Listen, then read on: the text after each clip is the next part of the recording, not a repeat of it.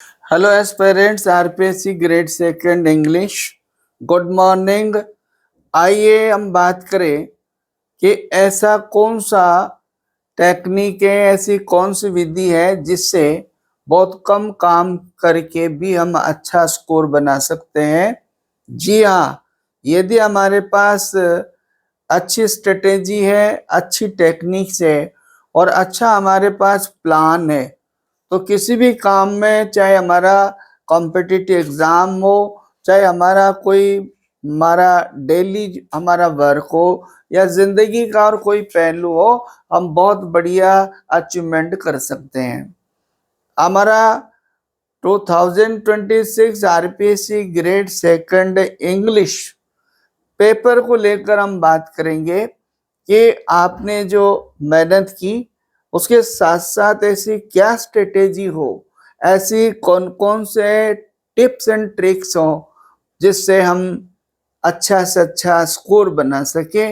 आज के इस वीडियो में, ये वीडियो आपके लिए बहुत अच्छा हेल्पफुल होने वाला है और आप जो 2026 में जो फेस करेंगे उसमें आप देखेंगे कि हम इन टिप्स और ट्रिक्स को फॉलो करके बहुत अच्छा उसमें इम्प्रूव कर सकेंगे और अच्छा हमें स्कोर बन सकेगा हमारा। हम बात करेंगे आज के इस वीडियो में कि हमारी स्ट्रेटेजी कैसे हो, हम हमारा सिलेबस को, प्रेस्क्राइब सिलेबस को कैसे डील करें, उसमें हमारा सबसे पहले कोर्स को कैसे हम समझने का प्रयास करें, एग्जाम में क्वेश्चंस किस पैटर्न के और किस तरह से उनको हम करें, क्वेश्चंस को समझना, हमें ओएमआर एंट्रीज करना और ऑप्शंस को क्रैक करना, ये सारी हम बातें इस आज के वीडियो में टिप्स और ट्रिक्स के इस टाइटल से हम बात करेंगे। चलिए हम बात करते हैं। सबसे पहले देखिए, जिस काम को हम करते हैं उस काम को समझना बहुत जरूरी है। तो हम क्या कर रहे हैं बच्चों, सबसे पहले हम एक कंपटीशन के एस्पिरेंट्स हैं और कंपटीशन तो आप जानते हैं, कंपटीशन का मतलब है कॉम्पीट टू अदर्स। और आपको याद है आज के इस समय में कॉम्पिटिशन्स कैसा हो गया, थ्रोट कट कंपटीशन हो गया। और इस कंपटीशन में इंच बाय इंच, पॉइंट से हम क्या हो रहे हैं, डिफीटेड हो रहे हैं। पॉइंट से हम क्या कर सकते हैं, डिफीट कर सकते हैं। ओके, और इसका ये मतलब हुआ दैट हमें पॉइंट से हमें सफलता मिलने वाली है, पॉइंट्स हमारे लिए सफलता में हेल्पफुल होने वाला है। इसलिए हमें बहुत ज्यादा पॉइंट्स के बारे में या पॉइंट्स को लेकर भी हमें क्या होना है, सीरियस होना है। ओके, तो चले हम बात करेंगे कि सबसे पहली बात देखिएगा, पावर वर्सेस टेक्निक। तो एक जनरल लाइफ का फलसफा है, लाइफ की एक स्ट्रेटेजी है कि आप बताएं पावर और टेक्निक में कौन विनर है, कौन अच्छा सक्सेस दिलाने वाला टूल है। तो आंसर है टेक्निक। जिसके पास स्ट्रेटेजी है, जिसके पास टेक्निक है, तो पावर से भी ज्यादा हमारा काम करता है। हम आज इसमें एग्जाम के पर्पज से बहुत शॉर्ट में बात, इशारों में आपको टिप्स के रूप में बात कर रहे हैं, डिटेल में नहीं जाएंगे। आप समझ गए होंगे कि हमें क्या करना है, हमें टेक्निक फॉलो करनी है। और इसके लिए मैं आपको जनरली कहा करता हूं बच्चों से इंटरेक्शन में, and it's my tag line. और ये मेरी टैग लाइन है, work is not important, the way of work is important, very important. हम काम कर रहे हैं, तैयारी कर रहे हैं, सिलेबस को पढ़ रहे हैं, लेकिन उसमें पढ़ना मात्र पर्याप्त नहीं है। Reading, study, preparation is not only enough, but we have to be very technical. We should follow special techniques, special strategy to be a winner horse. हमें एक विनर हॉर्स बनने के लिए एक विशेष रणनीति की बात करनी पड़ेगी और यही बात हम करेंगे। देखो, आप बारीकी से समझें। जिंदगी में जनरली ये आपने महसूस किया होगा क्या, और ये आपकी ग्राइवेंस, हम की जनरली ग्राइवेंस भी रहती है, शिकायत रहती है। एक्स हमसे बहुत कम पढ़ता था, एक्स हमसे बहुत ज्यादा केयरलेस था, वाई बिल्कुल नहीं पढ़ता था, बट ही और C successful and Y we not. ये जनरली क्वेश्चन रहता है और उसका कारण है। फिर आप देखिए, जिस व्यक्ति ने मैनेजमेंट को समझा, मैनेजमेंट क्या कहता है बच्चों, well begun is half done. यदि किसी भी व्यक्ति ने जीवन में, चाहे उसका कॉम्पिटिटिव एग्जाम हो, चाहे लाइफ हो, या आपके अदर सेक्टर्स और अदर आपके फील्ड्स हो, मैनेजमेंट का ये कहना है, मैनेजमेंट ये कहता है क्या, well begun is half done. और आपके एग्जाम को लेकर जहां पर लाइफ का सवाल हो, हर व्यक्ति में हम कितना ये बात कर लें कि पॉजिटिव रहिए, चिंता मत करिए, इंटेलिजेंट से इंटेलिजेंट व्यक्ति में, स्पेशली महत्वाकांक्षी व्यक्ति में चिंता तो स्वाभाविक है, लेकिन उसको मैनेज करना है। और मैनेजमेंट ने क्या कहा है भाई, well begun is half done. आपने शुरुआत बहुत अच्छी की तो समझे आप, आपके आधी विजय हो गई, आधी जीत हो गई। तो आओ हम बात करते हैं आज इस टिप्स और ट्रिक्स में कि हम जो एग्जाम फेस करने वाले हैं, आरपीएससी ग्रेड सेकंड इंग्लिश का जो एग्जाम देने वाले हैं, उसमें हम हमारी साल भर की स्टडी के साथ साथ यदि हम शॉर्टली इन एक दो दिन में इन बातों को ध्यान रखें, और नॉट ओनली एक दो दिन में, मैं कहूंगा ये फार्मूला, ये टिप्स एंड ट्रिक्स आपको फॉलो करना है किसमें, एग्जाम हॉल में। बात याद रखिए हमेशा, आपका साल भर जो पढ़ाया हमने, जो पढ़ा हमने, उससे भी ज्यादा मोस्ट इंपॉर्टेंट बात क्या होती है मित्रों, इससे भी ज्यादा मोस्ट इंपॉर्टेंट चीज होती है कि एग्जाम हॉल में हमने किस तरह का वहां पर परफॉर्म किया, उसकी सिचुएशन क्या रही, ये वेरी इंपॉर्टेंट। तो हम बात कर रहे हैं, देखिएगा, हम ऐसे टिप्स और ट्रिक्स की बात करते हैं कि किस तरह से हम ज्यादा से ज्यादा स्कोर पाएं और हमारा जो टारगेट है कि हमारा सिलेक्शन हो, उसमें पढ़ा तो है इसे हमने, लेकिन उसमें और सावधानी बरतें। तो देखिए, हम बात करेंगे आज इसी की। सबसे पहले हमारे पास गोल्डन टिप्स एंड ट्रिक्स में बच्चों, आउटस्टैंडिंग सोल्जर बनने के लिए, आउटस्टैंडिंग कॉम्पिटिटर एस्पिरेंट बनने के लिए हमें क्या करना पड़ेगा। सबसे पहले हमारे पास होता है कि किसी भी एग्जाम का, किसी भी सब्जेक्ट का सबसे पहले रिलेटेड जो आपका एजेंसी है वो सिलेबस जारी करती है। तो क्या करो, सिलेबस को स्कैन करो। क्या कहा, सिलेबस को स्कैन करें। स्कैन मीन्स यहां पर इतना है कि आपके मस्तिष्क में वो सिलेबस इस कदर घुस जाना चाहिए कि आपको टॉपिक याद हो, टॉपिक का नेचर याद हो, टॉपिक का यहां तक कि उसका जो मार्क्स है वो याद हो, आपके एग्जाम का नेचर याद हो। ये सबसे पहले स्कैन हो ताकि हम उस पर नजर डाल सके, उसके लिए स्ट्रेटेजी बना सके। ग्रेड सेकंड इंग्लिश में आपका जो कोर्स है इंग्लिश का, और हम सब्जेक्ट इंग्लिश को लेकर बात कर रहे हैं, लेकिन ये जो आज हम बातें कर रहे हैं, these generally can be applied for the purpose of other subject to face RPSC exam. RPSC exam follow करने के लिए अन्य सब्जेक्ट में भी अप्लाई किया जा सकता है। इसलिए ध्यान रहे डियर्स, आप यदि चैनल पर नए हैं तो सब्सक्राइब कीजिए, लाइक कीजिए और कमेंट कीजिए, शेयर कीजिए, ताकि आपके अन्य साथियों तक भी ये इस तरह की बात पहुंचे, उनकी भी हेल्प हो। और मोटिवेट कीजिए कमेंट से, ताकि हम आपके लिए और इस तरह की वीडियोस बहुत अच्छे मटेरियल के साथ, ऑथेंटिक मटेरियल के साथ आपको इस तरह की वीडियोस उपलब्ध करा सकें। देखिए, बात आती है, हमारा जो सिलेबस है, सबसे पहला पार्ट 1 है उसका। इस पार्ट 1 में सेगमेंट्स है।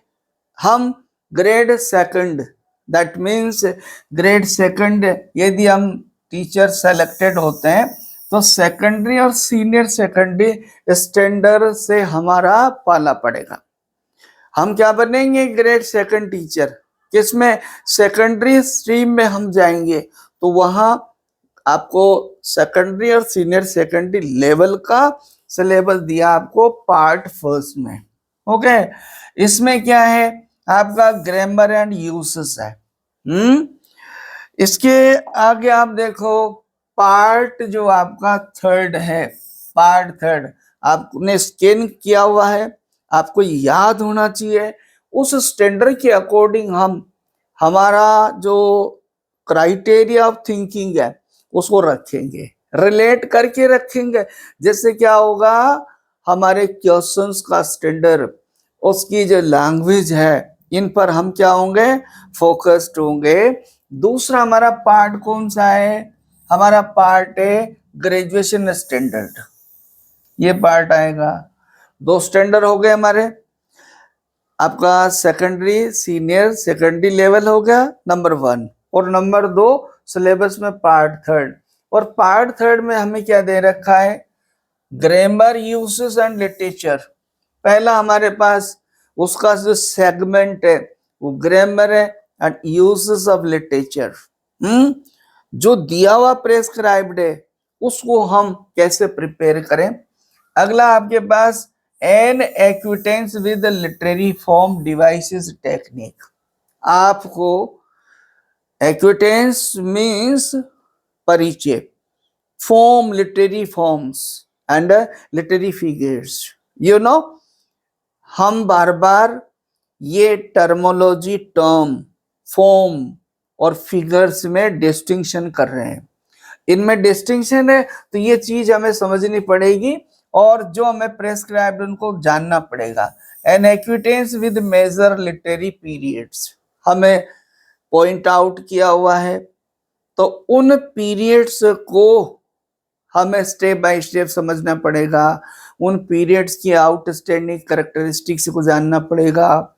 फिर an acquaintance with major literary movements, poetry है, prose, fiction and drama etcetera जो हमें दे रखा है इस पार्ट में, उसको हमें एक स्ट्रेटेजी के अंडर उसको हम प्लान करेंगे, उसको समझेंगे, उसको शॉर्ट नट सेल में। अब हमारे पास देखिए, टेक्स्ट पढ़ने का अब टाइम नहीं है। ये हमारे पास जो 4 दिन की जो रणनीति है, स्ट्रेटेजी फॉर 4 डेज, इसमें यह है, अब ज्यादा से ज्यादा बाइफर्गेशन और शॉर्ट में हम चलेंगे। तो आपका जो स्कैन करेंगे, इसमें पार्ट 3 है teaching methods. Teaching methods, teaching methods को एक बार आप क्रेमिंग कर लें। अब हमारे पास पढ़ने का ये तो क्या हुआ बच्चों, टिप्स एंड ट्रिक्स डिस्कस करने से पहले हम ये चर्चा कर रहे हैं कि हमारा जो कोर्स है वो स्टैंड होना चाहिए। उससे क्या होगा, हमें सारी चीजें इजीली हम उसको फॉलो कर पाएंगे, हम एक माइंड सेटअप कर पाएंगे, हमारा माइंड सेट रहेगा, ये आना, तो उससे हम कोरिलेट हो पाएंगे। अब देखिए आप, यहाँ आपका सबसे पहले हम बात करते हैं ग्रामर की। ग्रामर को डील करते समय दिए गए हमारे जो टॉपिक्स है, उन टॉपिक्स को समझने के लिए पहला हमारा टिप्स में क्या आया था? Scan of syllabus. Scan of syllabus में हमने समझा। अब आपका टिप्स में आ रहा है 2nd नंबर पे कि ग्रामर जो दिया हुआ है उस ग्रामर को कैसे हम समझें, ये ग्रामर पर जो साल भर तैयारी की, उसमें किन चीजों पर हम फोकस्ड रहे, किस बात पर हम माइंड सेट रखें। तो उसमें देखो आप, ग्रामर क्या है बच्चों? Factual part. So have facts. सबसे पहली बात ग्रामर में फैक्चुअल पार्ट है। रूल है तो रूल है, तो एज फार एज पॉसिबल आपको रूल फॉलो करना है। यदि आपके ट्रांसफॉर्मेशन है, यदि आपके वॉइसेस है, यदि सिलेबस में डायरेक्ट इनडायरेक्ट है, या सिलेबस में एग्रीमेंट ऑफ वर्ब है, तो एग्रीमेंट ऑफ वर्ब का जो एग्जैक्ट स्ट्रक्चरल जो रूल है वो हमें समझना ही पड़ेगा, और उसके अकॉर्डिंग ही आपको दिए हुए क्वेश्चंस में अप्लाई करना पड़ेगा। ओके, ये सबसे पहली बात ध्यान रखो। दूसरी बात है deal handle rules logically. Grammar it self science of a language. उस भाषा की साइंस है, तो कैसे करना है? रूल्स को लॉजिकली डील करो। आपके पास एक रूल आपको लर्न है, तो उसको आप एग्जाम पर्पस से, एक्सरसाइज पर्पस से, रिकेपिंग ऑफ द रूल्स पर्पस से उसे लॉजिकली आप सेट करें, ये बात ध्यान रखें। इसके बाद देखिएगा, सी आल्सो सप्लीमेंट्री रूल्स। और एक चीज और है, हमारे जो हमारा मेन रूल है उसके भी सप्लीमेंट्री रूल्स होते हैं। जैसे मान लीजिएगा for example agreement of verb है, तो एग्रीमेंट ऑफ वर्ब में आपके जो रूल्स हैं उन रूल्स के सप्लीमेंट्री रूल्स है। That means we should be prepared, we should be focused for supplementary rules also, so that we can deal very authentically and very correctly. That is very important. अब आपका एक और है PYQs, ये भी हम देखें। PYQ previous year questions. हम जिस एग्जाम को दे रहे हैं उस एग्जाम से रिलेटेड रिसेंटली पिछला एग्जाम हुआ उसको रखें, और उसके पीछे से जो 2-4 साल के जो पेपर्स है उनको लें। एक तो रिसेंटली को ले लें और उनको ले लें, उनको कोरिलेट करें, और आप उस पर अच्छी तरह से जुडिशियली देखने का प्रयास करें कि 5 साल तक के पेपर्स में और रिसेंटली पेपर्स में एग्जामिनर के द्वारा क्वेश्चंस पुट अप करने के क्या चेंजेस है, उस पर आप फोकस्ड होंगे। किस स्टाइल में आज के 5 साल पहले क्वेश्चन पूछा जाते थे। प्रेस्क्राइब्ड कोर्स में एक चीज विशेष ध्यान रखो बच्चों, यदि आप बहुत अच्छे एस्पिरेंट्स ऑफ दिस एग्जाम है तो ये मेरी बात ध्यान रखें आप। I have a great experience, about 30 years experience of such exams, interaction with such aspirants। क्या एक पैटर्न पकड़ के तैयारी नहीं करें। एग्जामिनर इस बात पर बिल्कुल बेस्ड नहीं है कि वो उसी पैटर्न से क्वेश्चंस करने के बहुत सारे पैटर्न्स है, और यही होता है जो ट्रैक चला रहा उस ट्रैक को झट से वो क्या करता है, चेंज कर देता है, और हम उस तैयारी को उसी को फॉलो करते रहते हैं। ये ध्यान देना है। अब हम क्या करेंगे कि इसको ज्यादा से ज्यादा क्वेश्चंस की प्रैक्टिस करें, एग्जामिनर के जो क्वेश्चन अप्रोच है जो उसको समझने का प्रयास करें। बार बार एग्जामिनेशन में एग्जाम क्वेश्चंस की अप्रोच एग्जामिनर चेंज कर रहा है। अभी आप देखेंगे लेटेस्ट जो एग्जाम हुआ उसमें आप देखो सीधे सारे क्वेश्चंस लिटरेचर से रख दिए। इससे पहले एक दो एग्जाम में एस्पिरेंट्स ये बना के चल रहे थे कि टेक्सचुअल क्वेश्चन इंफॉर्मेटिव क्वेश्चंस है, लेकिन उसने आपके अंडरलाइंग मीनिंग और थीमेटिक क्वेश्चन से कर दिए। अब आ जाओ आपका लिटरेचर पार्ट। आपके कोर्स में जो लिटरेचर पार्ट है उस लिटरेचर पार्ट में सबसे पहले समझने का तरीका स्ट्रक्चरल चीज पर ध्यान दो। स्ट्रक्चरल जो चीज है कोई भी है, आपका ड्रामा है, पोइट्री है, प्रोज है, और बेसिकली और इन चीजों को समझने के लिए again and again an advisory from me, I would like to suggest go on our channel such videos. There are such videos how to study basically literature, how to prepare. In videos पे जाएंगे तो वहां पर आपको बहुत गहरे तरीके से आपको मिलेगा लिटरेचर को स्ट्रक्चरल देखें, कंस्ट्रक्टिव पार्ट देखें उसका, ओके किस तरह का उसका है। यदि ये समझ में आता है तो आपको एग्जाम में बहुत हेल्प मिलेगी। थीमेटिक और सब थीमेटिक उसको आप ध्यान रखें। मैसेज आपके दो तरह से होंगे, डायरेक्ट मैसेज होता है, इनडायरेक्ट मैसेज होता है, इंटेलेक्चुअल मैसेज होगा, फिलोसॉफिक मैसेज होगा। इन चीजों को देखने का प्रयास करें। और यदि इस तरह की आपकी स्ट्रेटेजी है, इस तरह का यदि आपका फोकस रहता है, इस तरह का माइंड सेट रहता है, आई होप आपको बिल्कुल क्वेश्चंस पकड़ने में आएंगे।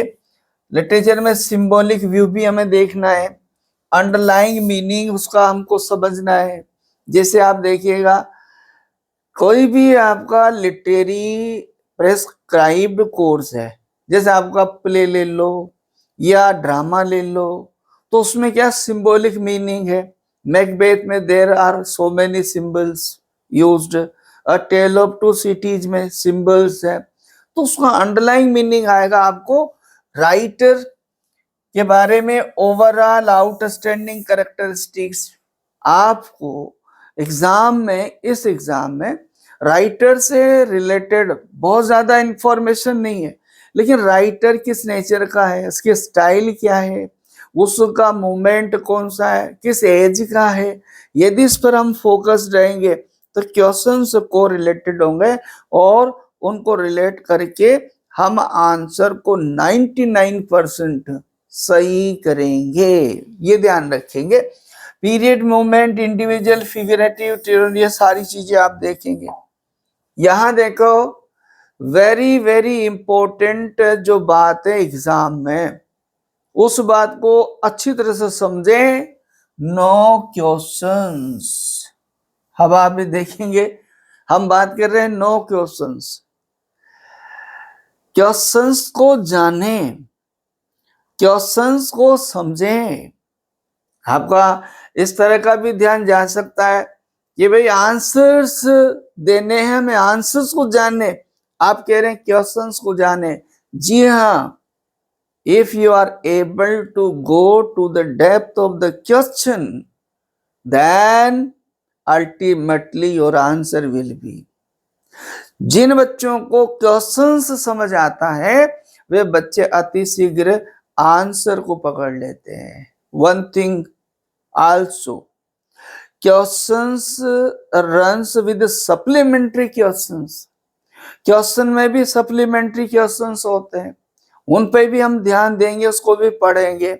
और बहुत टेक्निकल लैंग्वेज में एग्जामिनर हमारा क्वेश्चन रखता है, वो नेगेटिव वर्ड्स के द्वारा या आपका स्ट्रक्चरल नोट के द्वारा है नहीं है, इस तरह के क्वेश्चंस, और हमारा ध्यान उस पर नहीं जा पाता। इन चीजों को सबसे पहले हम समझेंगे तो क्या होगा, हमारा आंसर ठीक होगा। ये वेरी वेरी इंपॉर्टेंट क्या कहा, ये कह रहे हम, हमारा अनुभव है। सबसे पहले क्वेश्चंस को समझे, क्वेश्चन आएगा तो आंसर आएगा। और आंसर किसका दे रहे हैं हम, क्वेश्चन का। जब क्वेश्चन ही समझ नहीं आया, बहुत सी बार क्वेश्चन में से क्वेश्चन जो रहता है वो छूट जाता है और हमारे ऑप्शन गलत पकड़ने में आते हैं, ये भी आप ध्यान रखें। अगला देखो आप, operation of the options is very important. ये आपका ये टिप्स भी बहुत बहुत जरूरी है। हमें 4 ऑप्शंस मिलते हैं, उन 4 ऑप्शंस में एक बात तो आपने भी महसूस की होगी कि उसमें आंशिक तरीके से क्या होगा, कुछ न कुछ बात सही होती है, लगभग वो सही होते हैं, लेकिन हमारे यहाँ क्या है, एप्रोप्रिएट आंसर।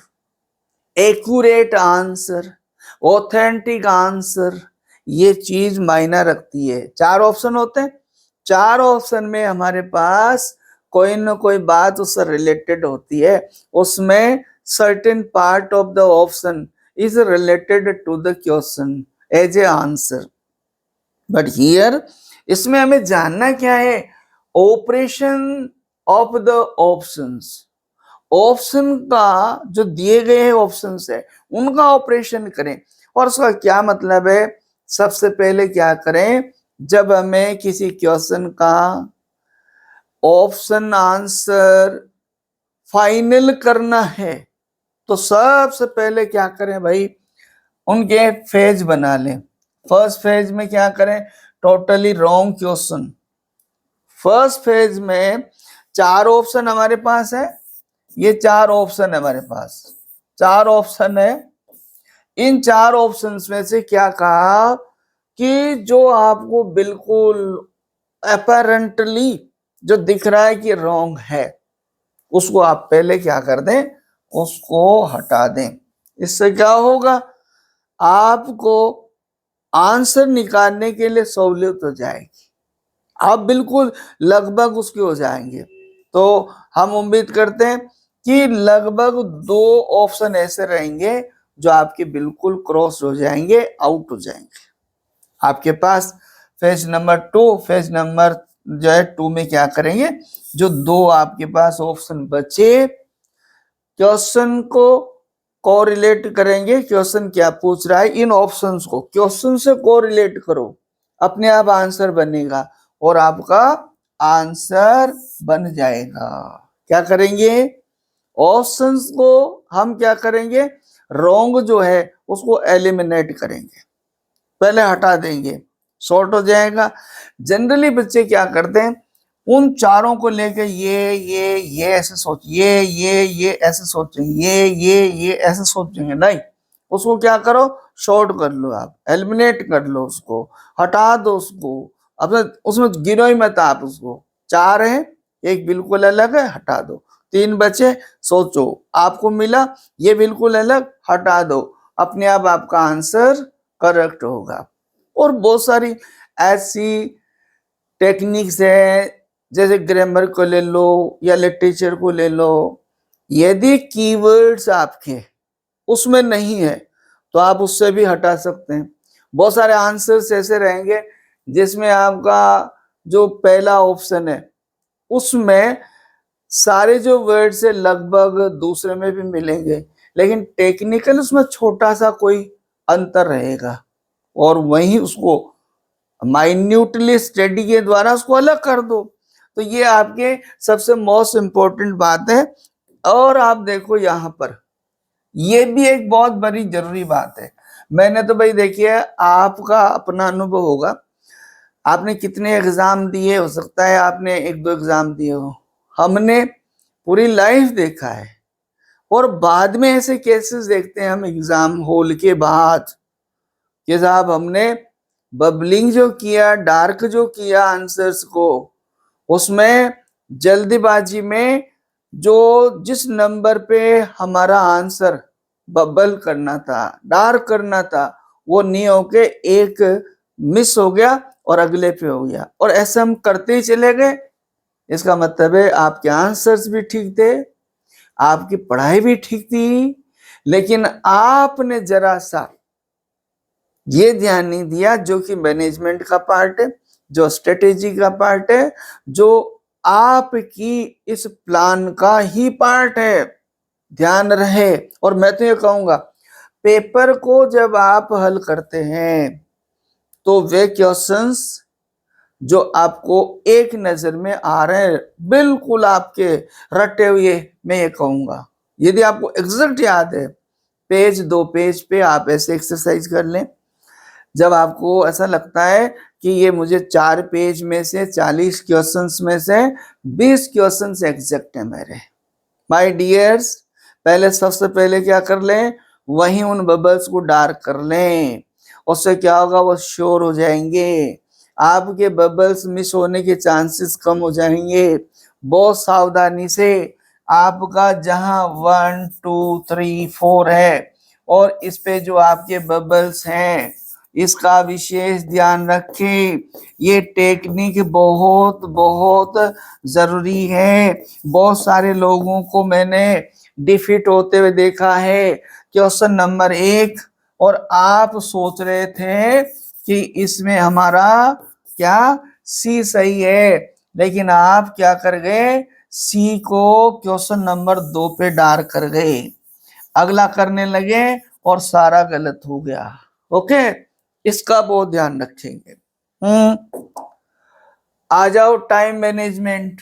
अब भाई देखिएगा, एग्जाम से रिलेटेड हम बात करते हैं तो एक बात तो है, हम टाइम बाउंड है, timely allowed and timely out. आप एक ही क्वेश्चन को यदि ब्रह्मानंद बनकर उसको शाम तक पढ़ते रहेंगे और शाम को उसका आंसर लेके आएंगे, लेकिन ये it's not enough.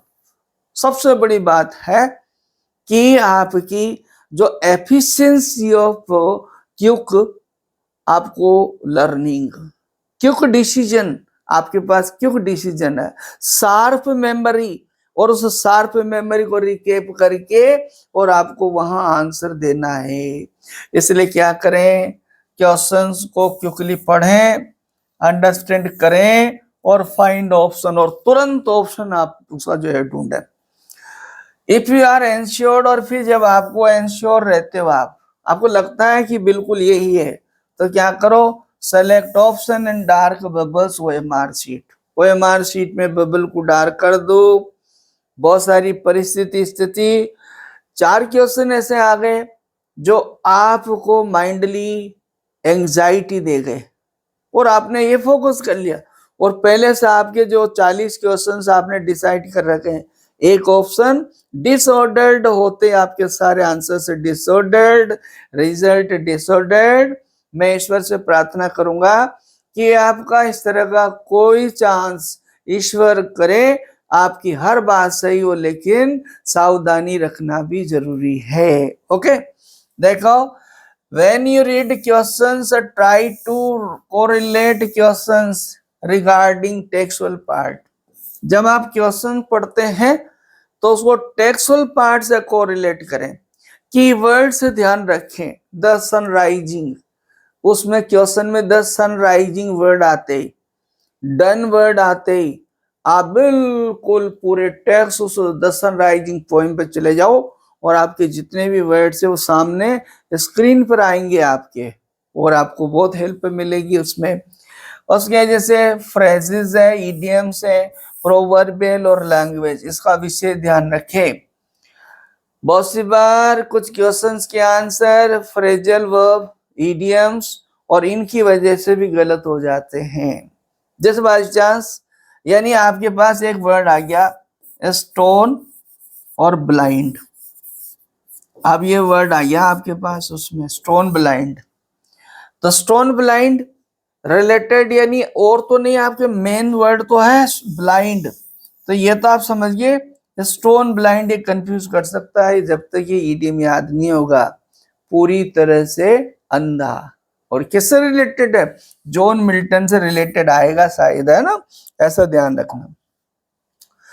Revise notes, आपके 2 दिन 3 दिन में, अब बच्चों आपके पास जो भी नोट्स है, जिस तरह के भी आपने अपने स्वयं के बनाए हुए, या आपके ट्यूटोरियल नोट्स है, या आपके पास जो डिसाइडेड ऑथेंटिक जो बुक्स है।